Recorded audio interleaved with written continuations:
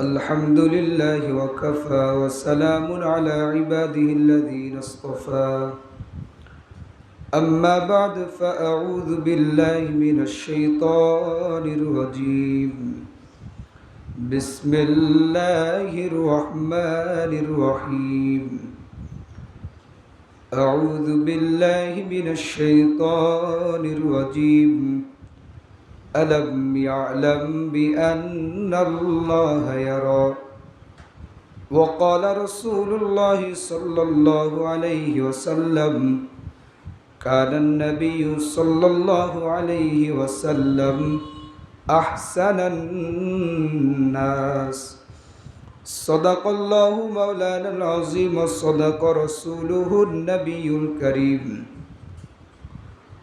ونحن على ذلك لمن الشاهدين والشاكرين والحمد لله رب العالمين اللهم صل على محمد وعلى آل محمد كما صليت على إبراهيم وعلى آل إبراهيم إنك حميد مجيد اللهم بارك على محمد وعلى آل محمد كما باركت على إبراهيم وعلى آل إبراهيم إنك حميد مجيد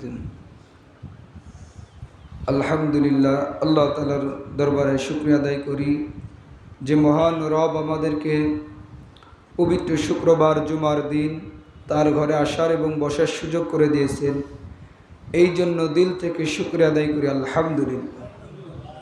আল্লাহ তাআলা রব্বুল আলামিন কোরআনুল কারীমের মধ্যে বলেন, সূরা ইব্রাহিমের মধ্যে বলেন, লা ইন শাকারতুম লা আযীদান্নাকুম ওয়া লা ইন কাফারতুম ইন্না আযাবি লাশাদীদ। লা ইন কাফারতুম লা ইন শাকারতুম লা আযীদান্নাকুম ওয়া লা ইন কাফারতুম ইন্না আযাবি লাশাদীদ। লা ইন শাকারতুম, বান্দা যখন আমার নিয়ামতের শুকরিয়া আদায় করবা না, যখন আমার নিয়ামত পাই, আমার নিয়ামত ভোগ কইরা আমি রব্বুল আলামিনের প্রশংসা যখন করবা না, ওয়ালা ইন কাফারতুম ইন্না আযাবি লাশাদীদ, তখন আমি আল্লাহ রব্বুল আলামিন তোমার থেকে আমার নিয়ামত আমি ছিনায় নিব। অর্থাৎ আল্লাহ তাআলা আমাকে যেভাবে রাখছে, যেইভাবে সুস্থ থাকে অসুস্থ থাকে, যথাযথ অবস্থায় আল্লাহর শুকরিয়া আদায় করতেই হবে। আল্লাহ তাআলা বলে যদি না করি কি হবে, ওয়ালা ইন কাফারতুম ইন্না আযাবি লাশাদীদ। এই আয়াতে সূরা ইব্রাহিম আল্লাহ তাআলা বলেন, ওয়ালা ইন কাফারতুম ইন্না আযাবি লাশাদীদ, যদি তুমি আমার কৃতজ্ঞতা শুকরিয়া আদায় না করো, তোমার জন্য রয়েছে ভয়ঙ্কর আযাব, শাস্তি। এই জন্য আল্লাহ তাআলা আমাকে যেভাবে রেখেছে এর মধ্যে আমার আল্লাহ তাআলা শুকরিয়া আদায় করতে হবে। সব সময় যদি আল্লাহ তাআলা শুকরিয়া আদায় করি, আল্লাহ রব্বুল ইজ্জতের প্রশংসা করি, আল্লাহ রব্বুল আলামিনের নিয়ামতের শুকরিয়া আদায় করি, তাহলে আল্লাহ তাআলা দেখা গেল আমার নিয়ামতকে আরও বাড়ায় দিবেন। এবং নিয়ামত বাড়ায় দেওয়ার মানে এই নয় যে এক রাতের মধ্যে আমাকে ধনীত্বে বড়লোক বানায় দিবেন, এটা না। যে হ্যাঁ গরিব মানুষ বড়লোক মানুষ শুকরিয়া আদায় করে না, ওরে ফকির বানায় আমার ওই জায়গায় বসায় দিবে, চেয়ারম্যানের জায়গাতে চেয়ারম্যানের নামায়া দিয়ে আমার চেয়ারম্যান বানাবে, এমন নয়। বরং আমার যা আছে এর মধ্যে আল্লাহ প্রদত্ত একটা বরকত জিনিস আল্লাহ দান করবে। যেমন দুনিয়াতে সর্বশ্রেষ্ঠ স্বামী স্ত্রীর মধ্যে জুটি ছিল হযরত ফাতেমা এবং আলী রাদিয়াল্লাহু তাআলা আনহুর জুটি, যেটা সবচেয়ে শ্রেষ্ঠ একটা জুটি ছিল, স্বামী স্ত্রীর মিল মোহাব্বতের স্ত্রী। যখন নাকি আম্মাজান ফাতেমা রাদিয়াল্লাহু তাআলা আনহু দেখতেছে ঘরে খাবার নাই, হাসান হুসাইন ক্ষুধার্ত অবস্থায়, তখন আলীকে বললেন যে আসাদুল্লাহ গালিব, আলী যাও, আমাদের সন্তান তো ক্ষুধার্ত অবস্থায়, 3 দিন হয়ে গেল কোনো খাবার নাই ঘরে, তুমি কোনো খাবারের ব্যবস্থা করতে পারো কিনা, যাও একটু বাইরে যাও। সারাদিন হয়ে গেল। সন্ধ্যার সময় যখন হযরত আলী রাদিয়াল্লাহু তাআলা আনহু ঘরে আসলেন, তখন দেখলেন যে আম্মাজান ফাতেমা রাদিয়াল্লাহু তাআলা তাকায় দেখতেছেন যে আলীর মুখটা বড় মলিন হয়ে আছে, খুশি নাই। একটা যে মানুষ বাজার করতে গেছে একটা আনন্দ থাকবে, এই হাসি মুখে দেখতেছে না। তখন ফাতেমা রাদিয়াল্লাহু তাআলা জিজ্ঞেস করতেছে, আলী মন খারাপ কেন? বলে সারাদিন ঘুরলাম, 3 দিন পর্যন্ত ছেলে সন্তান না খাওয়া, আমরাও ক্ষুধার্ত অবস্থায়, কোনো বাজার সদাই কোনো কিছু আহার, কোনো আটা জব এগুলো তৈরি করতে পারি কিনা, আনতে পারি কিনা, সারাদিন সন্ধ্যা পর্যন্ত হয়ে গেল, তোমাদের জন্য কোনো খাবার আমি আলী আনতে পারি না। এই জন্য আমার মনটা বড় মলিন খারাপ। তখন আম্মাজান ফাতেমা রাদিয়াল্লাহু তাআলা আনহু, যিনি জান্নাতি মহিলাদের সর্দার, ফাতেমা রাদিয়াল্লাহু তাআলা আনহু কেমন মহিলা ছিলেন, আলীকে ডাক দিয়ে বলতেছে, ওগো আমার স্বামী, প্রাণপ্রিয় স্বামী, আল্লাহর বান্দা যখন আল্লাহকে বিশ্বাস করবে, আল্লাহর প্রতি ইয়াকিন রাখবে, রসুলের উম্মত, তখন যদি না পায় কোনো কিছু, তখন তো তারা ধৈর্য ধারণ করবে, আর যদি কোনো কিছু পেয়ে থাকে তখন তো তারা শুকরিয়া আদায় করবে। তখন হযরত আলী রাদিয়াল্লাহু তাআলা আনহু শুকরিয়া আদায় করলেন এবং ধৈর্য ধারণ করলেন যে হ্যাঁ, মুসলমানের কর্তব্যই তো এটা, যে পাবো তো শুকরিয়া আদায় করব, না পাবো তো আল্লাহর প্রতি সবর করে ধৈর্য ধারণ করব, যে আমার আল্লাহ আমাকে যেই অবস্থায় রেখেছেন এই অবস্থায় আলহামদুলিল্লাহ। বলে যদি একবার বান্দা আল্লাহর প্রশংসা করে, আল্লাহর প্রতি বিশ্বাস কৃতজ্ঞতা রাখে, তাহলে আল্লাহ তাআলা তার বান্দার আমল নামে আসমান এবং জমিনের ফাঁকা জায়গাটা আমল দিয়া, নেকি দিয়া পরিপূর্ণ করে দেয়। এই জন্য আল্লাহর প্রশংসা করা, কারণ আল্লাহ আমাকে ধনী বানাইতে 1 মিনিট লাগবে না, আবার রাস্তার ফকির বানাইতেও আল্লাহর 1 সেকেন্ডও লাগবে না। কত ধনী ধনী মানুষ, কত ধনী ধনী ব্যবসায়ীকে আল্লাহ রাস্তার ফকির বানায় দিচ্ছে, আবার কত ফকিরকে আল্লাহ তাআলা 1 রাতের মধ্যে ক্ষমতা, রাজত্ব সব কিছু আল্লাহ দান করছে। এই জন্য আল্লাহ তাআলা বলে যে আমি যা কিছু দিয়েছি এর মধ্যে আমার শুকরিয়া আদায় করবা, আমি রব্বুল আলামিন তোমার নিয়ামতের শুকরিয়া আদায়ের কারণে তোমার নিয়ামতকে আমি আল্লাহ তাআলা আরও বাড়ায় দিব। এই জন্য আল্লাহ তাআলা শুকরিয়া আদায় করা। জাল্লা নবী সাল্লাল্লাহু আলাইহি সাল্লাম বলে, যখন তোমাদের মধ্যে এই মাসগুলো আসবে, আরবি মাস ধারাবাহিকতা পাবে, তখন তোমরা মাসের দিকে খেয়াল করে আমার সুন্নাতের দিকে, আমার তরিকা আদর্শের দিকে তোমরা লক্ষ্য রাখবা। কিন্তু এখন দেখা গেল একজন মুসলমান যার আদর্শ থাকবে বিশ্বনবী মুহাম্মদুর রাসূলুল্লাহর আদর্শ, সাহাবা একরামের মত অনুযায়ী, অনুসরণ অনুধাবন অনুযায়ী, কিন্তু আজকে আমরা সেই সাহাবা একরাম নবী মুহাম্মদুর রাসূলুল্লাহর আদর্শ বাদ দিয়া দুনিয়ার দিবস, বিভিন্ন ইহুদি খ্রিস্টানের, হিন্দু বৌদ্ধদের কালচারের মধ্যে আমরা মিশে গিয়েছি। এই যে হয়তো সামনে এই মঙ্গলবার এই পহেলা বৈশাখ নামে একটা দিবস পালন করা হয়, ইসলামের মধ্যে এমন কোনো দিবস কোনো জায়গায় নাই। আল্লাহ রসুল যেই কাজ করছেন এই কাজ ব্যতীত অন্য কোনো কাজকে দিবস মনে করে, দিন মনে করে পালন করাই বিদআত।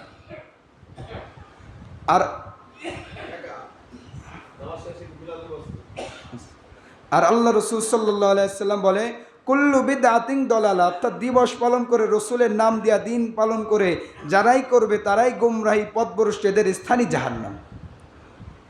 এখন দেখা গেল পয়লা বৈশাখ আমাদের দেশে সবাই, এটা কোনো জেলায় না, পুরো বাংলাদেশে, পৃথিবীটা এমন হয়ে গেছে যে একটা পয়লা বৈশাখ বাংলাদেশের উদযাপন মনে করে যে এরা কি, যে পয়লা বৈশাখ আমরা প্রথম দিন উদযাপন করব, র্যালি করব, শোক জ্ঞাপন করব, বিশাল বড় মিছিল দিব রাস্তা থেকে, তাহলে আমরা পয়লা নববর্ষ করব, সারাটা বছর যেন আমাদের মনে হয় ভালো হবে। আল্লাহ রসুল বলে না, তোমাদের যে মঙ্গলের দিন ছিল এই মঙ্গলের দিন হলো মুহররমের 10 তারিখ। যেদিন আল্লাহ রসুল বলছে যদি কেউ মুহররমের 10 তারিখে ভালো মন্দ খাবার খায়, বাকি 1 বছর আল্লাহ তাআলা তার বান্দাকে ভালো মন্দ খাবার খাওয়াবে। কিন্তু পহেলা বৈশাখ নামে কোনো দলিল হাদিস কোরআনে মাসআলায়ে ফিকহে কোনো জায়গায় নাই। কিন্তু আমরা দেখা গেল এই দিনে শাড়ি কাপড় কিনে মহিলারা বিভিন্নভাবে উৎসব পালন করতেছে। এখন প্রশ্ন হলো, আমি কি মুসলমান না আগে বাঙালি? এটা উৎসব তো বাঙালির উৎসব। যদি আমি মুসলমান হয়ে থাকি, আল্লাহ রসুলের উম্মত হয়ে থাকি, তাহলে এই পালন করা আমার জন্য জায়েজ নাই। আর যদি বলি না, আমি আগে বাঙালি পরে মুসলমান, পরে যাই হইলাম, আগে আমার দেশের মানুষের ঠিক রাখি, তাহলে আমি যদি বাঙালি হয়ে থাকি তাহলে আমি পালন করতে পারি। আর যদি বলি না, আমি আগে মুসলমানই, যার ধর্ম যাই হোক না কেন, আমি বিশ্বনবীর উম্মত, আল্লাহ আমাকে মুসলমান বানিয়ে লেবেল লাগিয়ে বিশ্বনবীর উম্মত বানিয়ে দুনিয়াতে পাঠিয়েছে, তাহলে আমার জন্য পহেলা বৈশাখ পালন করা, জন্মদিন পালন করা, এই সব পালন করা আমাদের জন্য জায়েজ নাই। হ্যাঁ, তবে এতটুকু কেউ পালন করতে পারে যে হ্যাঁ, বছরের বাংলা বছরের প্রথম দিন নববর্ষের এমনি একটু ঘোরাফেরা বা এমনি এগুলো সাধারণ যেগুলো আমরা বিকেলবেলা ঘুরি বা এরকম কিছু করতে পারে। কিন্তু ওই দিনকে উৎসব করে যে র্যালি হয়, নববর্ষের যে শোভাযাত্রা হয় বাংলাদেশে, ঢাকা শহরে, বিভিন্ন শহরে, এইগুলো কোনোভাবেই কোরআন হাদিস মত অনুযায়ী এগুলো জায়েজ নেই। কারণ এগুলো হলো এই শোভাযাত্রা করা, এই র্যালি মেলি এগুলো করা, বিভিন্ন পশু পাখির জন্তু সাজাইয়া এইগুলো করা হলো একমাত্র হিন্দুদের কাজকর্ম। অথচ তারা করছিল বাদশাহ আকবরের আমল অনুযায়ী, সেই ধর্ম অনুসরণ করতে করতে আজকে আমরা এটাকে পালন করা একটা দিবস বানায় ফেলছি। কিন্তু আবার অনেক মানুষ দেখা যায় এই দিনে পহেলা বৈশাখের নাম দিয়ে ওই দিন সকালবেলা পান্তা ভাত আর ইলিশ খায় কাঁচামরিচ দিয়া। অথচ আল্লাহ রসুল কি বলতেছে দেখেন, যে তুমি দিন শুরু করবা অর্থাৎ বছর শুরু করবা, আল্লাহ রসুল বলছে হাদিস অনুযায়ী মুহররমের 10 তারিখ, যে এই দিন তোমরা ভালো ভালো খাবার খাবা, তাহলে আল্লাহ তাআলা বাকি এক বছর তোমাদেরকে ভালো খাবার খাওয়াবে। এটা হলো হাদিস অনুযায়ী মুহররমের 10 তারিখ। আবার জিলহজের অর্থাৎ এই যে কোরবানির আগে যে কিছুদিন আছে, কিন্তু মুহররমের 10 তারিখ সহি হাদিস অনুযায়ী, যে এই দিনে তোমরা বছরের শুরু, আরবি মাসের শুরু অনুযায়ী এই দিন তোমরা পরিবারকে ভালো খাবার খাওয়াবা, তাহলে বাকি এক মাস আল্লাহ তোমাদেরকে ভালো খাবার খাওয়াবে। কিন্তু পহেলা বৈশাখ নামে কোনো দিবস আল্লাহ রসুল বলে যায় নাই, এটা তো আমাদের একটা দিন। কিন্তু এই দিনে যে মানুষ বলে যে হ্যাঁ আজকে যদি পান্তা ভাত আর ইলিশ খাই, এখন বলেন পান্তা ভাত আর ইলিশ কি কোনো ভালো খাবার? পান্তা ভাত খায় কি? গরুর সামনে দিলেও গরুতে মুখ দিয়ে ফেলা দেয়, গরুতেও খায় না পান্তা ভাত। অথচ এই পান্তা ভাত আর ইলিশ দিয়ে আমরা শুরু করি দিবসের প্রথম দিন, বছরের প্রথম দিন, যে পহেলা নববর্ষ, পহেলা বৈশাখ আমরা শুরু করতেছি ইলিশ দিয়ে আর পচা ভাত দিয়ে। আল্লাহ তাআলা কয় শুরু করলা যেহেতু পচা ভাত দিয়া, সারা বছর তোমার পচা ভাতই আমি খাওয়াবো। আর যদি শুরু করতা ভালো দিয়া, কোরআন হাদিসের মধ্য দিয়া, আল্লাহ রসুলের তরিকা অনুযায়ী, তাহলে সারাটা বছর আমি আল্লাহ তাআলা তোমার ঘরের মধ্যে বরকত দিয়া পরিপূর্ণ করে দিতাম। কারণ আল্লাহ রসুল সাল্লাল্লাহু আলাইহি ওয়াসাল্লাম বলে, যদি কোনো ঘরের মধ্যে এই দিবস, এই পালন, এই সংস্কৃতি বাদ দিয়া, ইহুদি খ্রিস্টানের চক্রান্ত বাদ দিয়া, দুনিয়ার সামান্য মানুষকে খুশি করার জন্য, স্ত্রী সন্তানকে খুশি করার জন্য কোনো দিবস পালন বাদ দিয়া যদি কোনো ঘরের মধ্যে 3টা আমল মুসলমান রাখতে পারে, আমি আল্লাহর কসম করে বলি ওই ঘরের মধ্যে দুনিয়ার কোনো অভাব অনটন থাকবে না। আল্লাহ রসুল বলে, এই দুনিয়ার কালচার বাদ দেয়া, ইহুদি খ্রিস্টানের এই দিবস উৎসব পালন বাদ দেয়া, কোরআন হাদিস অনুযায়ী যদি 3টা আমল মানুষ করে মুসলমান, তাহলে ওই ঘরের মধ্যে, মুসলমানের ঘরের মধ্যে অভাব অনটন থাকবে না, এবং জিন ভূত এই যেগুলো আসর আছে এগুলো থাকবে না, কোনো অশুভ শক্তি, কোনো জাদু টোনা ওই ঘরে কাজ করবে না। 1 নাম্বার কাজ হলো, আল্লাহ নবী সাল্লাল্লাহু আলাইহি ওয়াসাল্লাম বলে, যেই ঘরের মহিলারা কোরআন তেলাওয়াত করতে পারে, ওই মহিলারা যেন এই ঘরে বসে বসে বেশি আল্লাহর কোরআন তেলাওয়াত করে। আল্লাহ নবী সাল্লাল্লাহু আলাইহি ওয়াসাল্লাম বলে, যেই ঘরের মধ্যে কোরআনুল কারীম তেলাওয়াত করা হয়, কোরআনের বরকতে আল্লাহ তাআলা ওই ঘরের সমস্ত রকম বালা মুসিবত আল্লাহ দূর করে দেন, এবং আল্লাহ রহমত বরকত দিয়া ওই ঘরের মধ্যে পরিপূর্ণ করে দেন। 2 নম্বর আমল, আল্লাহ নবী সাল্লাল্লাহু আলাইহি ওয়াসাল্লাম বলে, তোমাদের ঘরে, অনেকের ঘরে আছে কোরআন শরীফ রাখা আছে, অনেকে দেখা গেল শোকেসটা কাপড় দিয়ে ঢেকে রাখে, টিভিটা কাপড় দিয়ে ঢেকে রাখে, কিন্তু কোরআন তাকের উপর পড়ে আছে, কোরআনটা চুমো দেওয়ার মতো একদিন সুযোগ হয় না। আল্লাহ নবী সাল্লাল্লাহু আলাইহি ওয়াসাল্লাম বলে, এই কোরআন তোমার ঘরে যখন রাখা থাকবে, এই কোরআনটা একটা গিলাফ বানাইয়া কাপড় দিয়া সুন্দর করে মুছে সব সময় তুমি যত্ন সহকারে কোরআন তোমার ঘরে রাখবে। এই কোরআনের বরকতে তোমার আল্লাহ তাআলা ওই ঘরের মধ্যে রহমত বরকত দিয়া ভরপুর কামিয়াবি করে দিবেন। তাহলে কোরআনের এত ফজিলত। এবার 3 নম্বর আল্লাহ রাসূল বলে, এই কোরআন যারা ধারণ করে, আল্লামা ইকবাল পাকিস্তানের কবি বলেন, কোরআন যেই হাফেজে কোরআন, যেই সন্তানটা কোরআন বুকের মধ্যে, সিনার মধ্যে ধারণ করলো, এই কোরআনের হাফেজ নয়, এই হাফেজের সন্তানটাই যেন 30 পারা কোরআনের হাফেজ। এই যত কোরআন ধারণ করা যত এতিম সন্তান আছে, আলেম আছে, হাফেজে কোরআন আছে, তাদেরকে মোহাব্বত করো, তাদেরকে ভালোবাসো, তাদেরকে ঘরে নিয়ে খাবার খাও। এই বরকতের কারণে আল্লাহ তাআলা তোমার সংসারের মধ্যে বরকত দান করবেন, এবং যত বালা মুসিবত আছে এই কোরআনের বরকতে সমস্ত রকম বালা মুসিবত আল্লাহ তাআলা দূর করে দিবেন। তাহলে আল্লাহ নবী সাল্লাল্লাহু আলাইহি ওয়াসাল্লাম বলতেছে, এই পহেলা বৈশাখ উৎসব বা এইসব সংস্কৃতি, হিন্দুদের কালচার নিয়ে যদি তোমরা দিন শুরু করো, তোমাদের সারা জীবনও ঘর থেকে অভাব অনটন, শয়তানি, কুফরি, বদ নজর থেকে হেফাজত থাকবে না। বরং কোরআন দিয়া, কোরআন তেলাওয়াতের মধ্য দিয়া সকাল শুরু করো, ঘর শুরু করো, দিবস শুরু করো, দিন শুরু করো, দেখবা কোরআনের বরকতে সারাটা বছর আল্লাহ তাআলা তোমাদেরকে হেফাজত করে রাখবে। এই জন্য আল্লাহ নবী সাল্লাল্লাহু আলাইহি ওয়াসাল্লাম বলে, এবং তোমাদের সন্তান আদি যত নাতি নাতনি আছে, যত শিশু সন্তান আছে তোমাদের ঘরের মধ্যে, এই শিশুগুলোকে তোমরা যারা মুরব্বী আছো কোলে করে নিবা, এদেরকে মহব্বত করবা এবং এদেরকে কোলে নিয়ে চুমু দিবা। কারণ আল্লাহ নবী সাল্লাল্লাহু আলাইহি ওয়াসাল্লাম কোলে নেওয়া তো দূরের কথা, বরং আমার নবী সুন্নাত নামাজ ঘরের মধ্যে গিয়ে পড়তেন। কারণ হাসান এবং হুসাইনকে কাঁধে করে নিয়ে আমার নবী সুন্নাত নামাজ ঘরে আদায় করতেন। বলে নবীজি কি কারণে বলতেছে ছোট ছোট শিশু বাচ্চাদেরকে কোলে নেওয়ার জন্য চুমা দিতে? বলে আমার নবীজি হাসান এবং হুসাইন দুই নাতিকে এত মোহাব্বত করতে, কোলে নিত যে নামাজের সময় দাঁড়াইলে ওই কাঁধে করে হাসান হুসাইনকে নিয়ে নামাজ আদায় করতো, সুন্নাত নামাজ।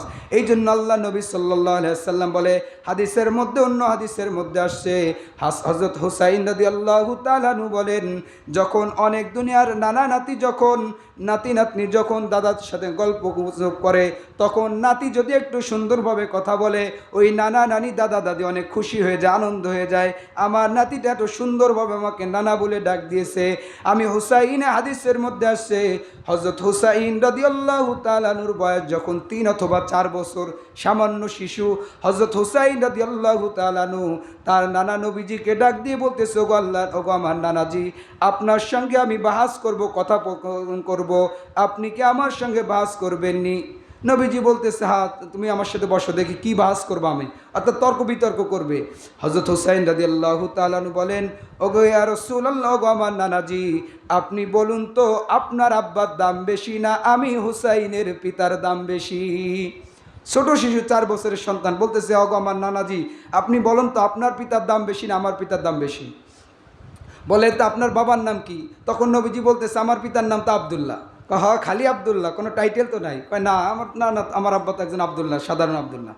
আপনি জানেননি আমার পিতার নাম কে? আমার পিতাকে, আমার পিতা শুধু আলী নয়, যার সম্পর্কে নবীজি বলেছেন আলিউল জান্নাহ, আলী ফিল জান্নাহ, আমার নবীকে আল্লাহ তাআলা আশারায়ে মুবাশশারার মধ্যে জান্নাতি সাহাবী বলে আমার নানা ঘোষণা করেছেন।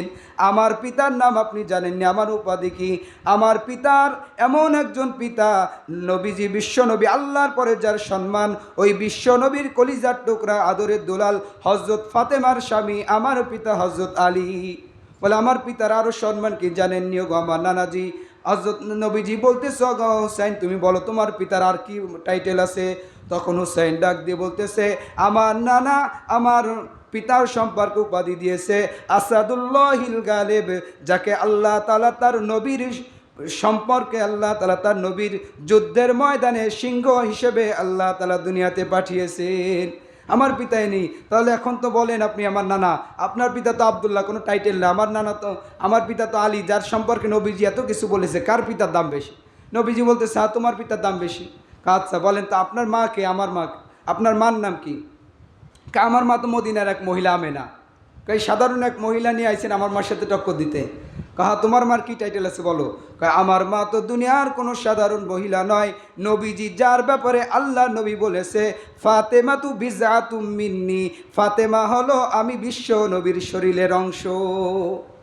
বলে, আমার মা শুধু তাই নয়, যার সম্পর্কে আল্লাহ নবী বলেছেন সাইয়্যিদাতু নিসাই আহলিল জান্নাহ, সমস্ত মহিলাদের জান্নাতে যত মহিলা যাবে ওই সমস্ত মহিলাদের সর্দার হবে হযরত ফাতেমা। বলে, আপনার মা তো কোনো টাইটেল না, আমার মা শুধু তাই নয়, আমার মা এমন একজন মা যার সম্পর্কে আল্লাহ নবী ঘোষণা দিয়েছেন আমার কলিজার টুকরা দোলাল ফাতেমার দাম এত বেশি, যাকে আল্লাহ তাআলা দুনিয়াতে জান্নাতুল ফিরদাউসের সার্টিফিকেট দিয়েছেন। এখন বলেন তো আপনার মার সম্মান বেশি না আমার মার সম্মান বেশি? নবীজি কয় তোমার মার সম্মান বেশি। এবার বলেন আপনার নানাকে? আমার নানা তো মদিনার এক লোক, ওহাব নাম। খালি ওহাব? ওহাবরে নিয়ে আসেন আমার নানা না? কয় আপনার নানিকে আর আমার নানিকে বলেন। নবীজি বলতেছে, আমার নানি তো মদিনার এক মহিলা। আপনি জানেন আমার নানিকে? বলে, বলো তোমার নানিকে। তখন হযরত হুসাইন রাদিয়াল্লাহু তাআলা আনহু ডাক দিয়ে, আমার নানাজি, আমার নানিকে জানেননি? যাকে আল্লাহ নবী নিজেই ঘোষণা দিয়েছেন পৃথিবীর মধ্যে 4 জন মহিলা শ্রেষ্ঠ মহিলা, তার মধ্যে একজন মহিলার নাম হলো খাদিজাতুল কুবরা রাদিয়াল্লাহু তাআলা আনহা। বলে, তাই নি? তখন নবীজি কান্দে দিয়েছে যে এত বুদ্ধি কেমনে পাইলো 4 বছরের বাচ্চা। নবীজি খুশিতে বলতেছে, বলো তোমার নানির আর কি টাইটেল আছে? আল্লাহ হযরত হুসাইন রাদিয়াল্লাহু তাআলা আনহু ডাক দিয়ে বলতেছে, আমার নানি তো সাধারণ কোনো নারী নয়, যিনি সর্বপ্রথম কালেমাবিহীন আল্লাহ রসুলের হাতে মুসলমান হয়েছে। বলে আমার নানি এমন একজন নানি যিনি সাধারণ মহিলা নয়, যাকে আল্লাহর মনোনীত ফেরেশতা, ফেরেশতাদের সর্দার জিবরাইল আলাইহিস সালাম আমার নানিকে সালাম দিয়েছেন। আপনার নানি তো কেউ সালাম দেয় নাই। বলে আমার নানি আমার নানা ওগো নবীজি, আপনার নানি তো কেউ চিনেই না, কোনো টাইটেলই নাই, কিন্তু আমার নানি কেমন দামি, যাকে দুনিয়াতে আল্লাহ তাআলা জান্নাতের সার্টিফিকেট দিয়েছেন। নবীজি কান্না করতেছেন যে এত শিশু বাচ্চা কেমনি এত বুদ্ধি পাইল। এবার নবীজি ডাক দিয়ে বলে আর কোনো কিছু আসেনি? বলে আমার নানি এমন একজন নানি, এমন একজন মহিলা, যাকে আল্লাহ রব্বুল আলামিন নিজে দুনিয়াতে সালাম দিয়েছেন। তখন নবীজি কান্না করতেছেন আর বলতেছে, বলো আর কোনো কথা আসেনি তোমার সঙ্গে আমার? এখন সব জায়গাতে নবীজি কথা অনুযায়ী নবীজি হাইরে যাইতেছে। বলে হ্যাঁ আসেনি। এবার কন আপনার নানাকে আর আমার নানাকে? নবীজি কয়ে খাইছে রে, এবার তো জাগা মতো চলে এসে। কয় আপনার নানাকে আমার নানা? কয় আমার নানা তো মদিনার ওহাব, সাধারণ একজন। কয় আর কোনো কিছু নাই, আশপাশে কোনো টাইটেল নাই, এটা এইটি থাকে। যেমন আমাদের দেশে বক্তার আসে জিহাদি, হিলালি বা ডক্টর, ইঞ্জিনিয়ার, আর কোনো টাইটেল নাই। কয় না, আমার নানা শুধু ওহাবি। কয় আপনি জানেননি আমার নানাকে সাইয়্যিদুল মুরসালিন রহমাতুল্লিল আলামিন, সাহিবুল কাউসার কাউনাইন, আমার নবী সাইয়্যিদুল মুবাশশিরিন। আমার নানা এমন একজন নানা যিনি আল্লাহর পরে দুনিয়াতে সর্বশ্রেষ্ঠ মানুষ। তখন নবীজি বলতেছে ঠিক আছে। এখন হুসাইন রাদিয়াল্লাহু তাআলা আনহু ডাক দিয়ে বলে, ও নানাজি, আপনি বলুন তো আপনার আপনি কেমন লোকের নাতি, আর আমি হুসাইন কেমন লোকের নাতি? আপনার দাম কম না আপনার দাম বেশি, না আমি হুসাইনের দাম বেশি? নবীজি বলতেছে তর্ক অনুযায়ী তো তোমার দাম বেশি, কিন্তু যা কইলা ঘুরে ফিরে তো সবই তো আমার দিকে আছে। যদি আপনার এইভাবে যদি ডাইরেক্ট বলতে পারতাম, কিন্তু বলার কারণ হলো আপনি নবীকে দিয়ে আমি হুসাইনের দাম দুনিয়াতে থাকবে, আপনার কারণে খাদিজাতুল কুবরার দাম দুনিয়াতে আছে, আপনি নবীর কারণে আলীর দাম দুনিয়াতে আছে, আপনি বিশ্ব নবীর কারণে ফাতেমার দাম দুনিয়াতে বেড়েছে। এই জন্য আমার দুনিয়ার উম্মতেরা, এই যেই নবীর কারণে দুনিয়ার সবাই দামি হইল, এই নবীর পাইয়া যদি কেউ দামি না হইতে পারে, নবীর আদর্শ পাইয়া যদি কেউ দামি না হইতে পারে, এর মতো কপাল পোড়া আল্লাহর জমিনে কেউ নাই। কার প্রমাণ হলো, এক মহিলা বলতেছে, ইয়া রাসূলুল্লাহ, ইয়া হাবিবাল্লাহ, বলেন তো আমি একজন মা সন্তানকে বেশি ভালোবাসে না আল্লাহ রব্বুল আলামিন তার বান্দাকে বেশি ভালোবাসেন? নবীজি বলতেছে অবশ্যই আল্লাহ তার বান্দাকে বেশি ভালোবাসেন। মা সন্তানকে যা ভালোবাসে তার থেকেও 1000 গুণ আল্লাহ তার বান্দাকে ভালোবাসে। এখন ডাক দিয়ে বলতেছে, ইয়া রাসূলুল্লাহ, দুনিয়ার কোনো মা আসেনি তার সন্তানকে আগুনের মধ্যে নিক্ষেপ করবে? নবীজি কয় না তো। তাহলে আল্লাহ তার বান্দাকে আবার জাহান্নামে নিক্ষেপ করবে কেন, যদি বেশি ভালোবাসে? এখন নবীজি হতভঙ্গ খেয়ে গেছে, প্রশ্নের জবাব দিতে পারতেছে না। এখন কি করবে? এমন প্রশ্ন করছে যে হঠাৎ তখন আল্লাহ নবী মনে মনে করতেছে, আল্লাহ রাব্বুল আলামিন, আমি এই প্রশ্নের কি জবাব দেবো? আমার কাছে কোনো জবাব নাই। জিবরাইল সঙ্গে সঙ্গে নাজিল পাঠায় দিচ্ছে আল্লাহ তাআলা, যে বলতেছে, জিবরাইল ঘোষণা দাও, আপনার কাছে প্রশ্ন কঠিন হতে পারে, কিন্তু এই প্রশ্নের জবাব অতি সহজ, অতি সহজ। বলে আমার উম্মতকে, আমার বান্দিকে জানায় দেন, আমার বান্দা যদি গুনাহ করে জাহান্নামে আল্লাহ দিতে চাই না, যদি গুনাহ করার পরে হাজারো গুনাহ করে তওবা করার সঙ্গে সঙ্গে আমি আল্লাহ রব্বুল আলামিন আমার বান্দাকে মাফ করে দিয়ে আল্লাহর জান্নাতের মধ্যে ঢুকায়া দিব। যদি এরপরও যদি কেউ মাফ না হইতে পারে, তার জাহান্নামের লাকড়ি ছাড়া কোনো উপায় নাই। এই জন্য বলতেছে। এবার হযরত আয়েশা রাদিয়াল্লাহু তাআলা আনহা কি বলেন? আম্মা জান আয়েশা বলেন যে দুনিয়ার তোমরা যে হাসান হুসাইন যখন বাসটা শেষ হয়ে গেছে, হুসাইন বলতেছে, গো নানাজি, আমি ঘরের মধ্যে যাব, অন্ধকার রাতে কিভাবে যাব? বলে দাঁড়াও, আমার কাছে তো কোনো লাইট নাই, আমি তোমার নানা হিসেবে এতটুকু অনুরোধ করতে পারি, আমি নানা একটি মুস্কি হাসি দিব, আমি নানার মুস্কি হাসির কারণে গোটা দুনিয়া উজ্জ্বল আলোকিত হয়ে যাবে। হুসাইন রাদিয়াল্লাহু তাআলা আনহু কয়, আমি যখন ঘরের দিকে অন্ধকারের মধ্যে দৌড় দিলাম, তখন আমার নানা মুস্কি হাসি দিল এবং এত উজ্জ্বল আলোকিত হয়ে গেল, আমি হুসাইন নানার ঘর থেকে আমাদের ঘরে চলে গেলাম, একটুও বাধা বিপত্তি আমার মধ্যে আসলো না। বলে এবার আম্মা জান আয়েশা যে হাদিসটা বলতেছেন, আম্মা জান আয়েশা বলে, ও মিশরের মহিলারা, সূরা ইউসুফের তাফসিরে যে ঘটনা আছে, আম্মা জান আয়েশা তার উল্টো হাদিসের মধ্যে বলতেছেন, ও মিশরের মহিলারা, তোমরা তো ইউসুফ নবীর চেহারা দেখে হাতের মধ্যে তোমরা ছুরি লাগাইছো, আমার স্বামী বিশ্ব নবী রহমাতুল্লিল আলামিন যদি বিশ্ব নবীর চেহারা তোমরা দেখতে আর আল্লাহ প্রকাশ করতো, তোমরা হাতে নয় বরং তোমরা ওই ছুরি নিজের কলিজার মধ্যে আঘাত করতা।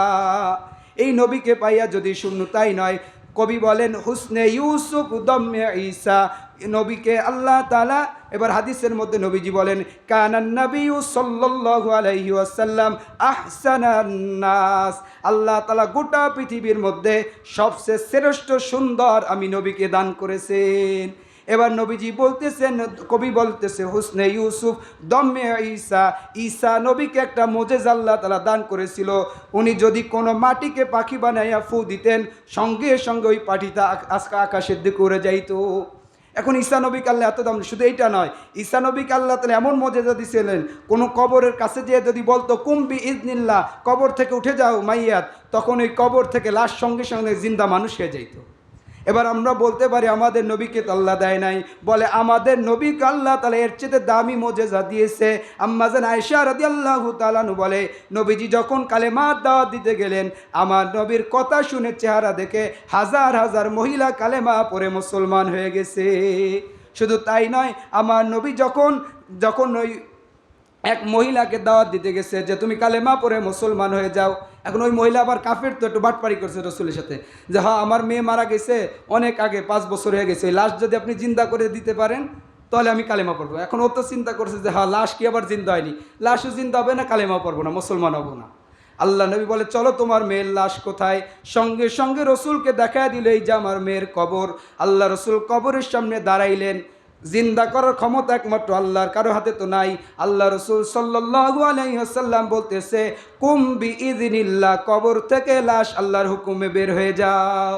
তখন আল্লাহ তাআলা বলতেছে, আল্লাহ নবী যখন বলছে কুম বিইযনিল্লাহ, আল্লাহর হুকুমে লাশ বের হয়ে যাও, সঙ্গে সঙ্গে ওই কবর থেকে ওই মাইয়াত, ওই মেয়েটা উঠছে, ডাক দিয়ে বলতেছে লাব্বাইক ওয়া সাআদাইকা ইয়া রাসূলুল্লাহ, অবশ্যই আপনি আল্লাহর প্রেরিত নবী। তখন ওই মেয়ে যখন সাক্ষী দিল, ওই পরিবার সহ সকলে আল্লাহ রসুলের এই কথা শুনে সঙ্গে সঙ্গে মুসলমান হয়ে গেল। শুধু তাই নয়, আমার রসুলকে কেমনে মানবো, বলে এক সাহাবী দৌড়ায় লাল হলুদ কালারের চাদর পরে আসছে আল্লাহ রসুলের কাছে।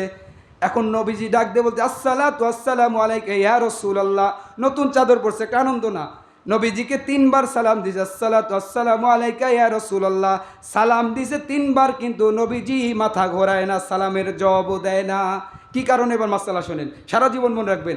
অনেকে আদর করে ছোট ছোট বাচ্চারে লাল জামা কাপড় কিনে দেয়, এটাই ইসলামী শরীয়তে, এই হাদিস তো এটা পরে বলতেছি, হাদিস অনুযায়ী মাসালা অনুযায়ী পুরুষের জন্য লাল এবং হলুদ কাপড় পরা মাকরুহে তাহরিমি, হারামের কাছাকাছি। লালটা কোনো পুরুষ পরবেন না, লাল কাপড় এবং লাল হলুদ কাপড়। এবার বলতেছে নবীজি সালাম দেয় না, এক সাহাবী, ওই সাহাবী আবার জানে না, নবীজি এক সাহাবী ডাক দিয়ে বলে সালামের জবাব দেবে কেমনে, তুমি যেই হলুদ কারাত পরে আসছো, এই হলুদ চাদর, হলুদ রঙের কোনো কালার আল্লাহ নবী পছন্দ করেন না। তখন এই সাহাবী মনে করছে যে আল্লাহ রসুল পছন্দ করেন, আমি গায়ে দিছি এত টাকার চাদর, সঙ্গে সঙ্গে বাড়িতে দৌড় দিছে, যে বলে ওগো আমার বিবি, আমার চাদরটা আগুনের মধ্যে জ্বালায় দাও। বলে তুমি না কেমনে এত আদর করে মহব্বত করে টাকা জমায় কিনছো, বলে দেখার টাইম নাই, আদরের হোক আর মহব্বতের হোক, আমার নবী যেটা পছন্দ করে না এইটা আমি আর দুনিয়াতে রাখতে চাই না। আগুনের মধ্যে জ্বালায় দিয়ে আল্লাহ রসুলের কাছে যে সালাম দিছে, আসসালাতু আসসালামু আলাইকা ইয়া রাসূলুল্লাহ, আমি আমার চাদর আগুনে জ্বালায় দিয়েছি। আল্লাহ নবী বলে ওয়া আলাইকুম আসসালাম ওয়া রাহমাতুল্লাহ, আমি নবী তোমার উপরে সন্তুষ্ট হয়ে গেছি। অথচ সামান্য পয়লা বৈশাখ, যেটা হাদিস কোরআনে কিছু নাই, না মানলে জীবন চলে যাবে না, এই সামান্য পয়লা বৈশাখ মানার জন্য ছেলে সন্তানদের একটু হাউস করার জন্যই আমরা এই বিদাতের মধ্যে, দিবসের মধ্যে ঢুকে যাই। শুধু পয়লা বৈশাখ তো দূরের কথা, এবার চলে আসে মজার জায়গায়। যখন এই সাহাবী যখন মসজিদে নববী থেকে বিদায় নিয়ে নিল, ছোট একটা শিশু সাহাবী, 7 বছর বয়স, 7 বছরের বয়স কত করতে পারে, এদের তো ছোট, 7 বছরের সাহাবী, ছোট মানুষ, কিন্তু কান্নাকাটি করতেছে। নবীজি বলে আর কেউ মসজিদে নববীতে আছে কিনা, বলে এক ছোট সাহাবী কান্নে আর বলে ইয়া রাসূলুল্লাহ ইয়া হাবিবাল্লাহ, আমার বাবা কোথায়, আমি কার কাছে এখন রাতের বেলায় যাইব। তখন নবীজি হঠাৎ করে খেয়াল পড়ছে, কিরে আমার ছোট সাহাবী, কিন্তু হঠাৎ করে নবীজি মনে পড়ছে আহারে ওর বাবা তো আমার সঙ্গে জেহাদে গিয়েছিল ওই দিনে, ওই রাতেই ওর বাবা তো জেহাদের ময়দানে শহীদ হয়ে গেছে। এখন নবীজির চোখের পানি পড়ে ওই বাচ্চা যখন বলে ইয়া রাসূলুল্লাহ, ইয়া হাবিবাল্লাহ, আমার বাবা কই, আমার বাবাকে আমার কাছে দেন। ছোট শিশু বাচ্চা, মাও নাই, সন্তানও নাই, ভাই বোন কেউ নাই।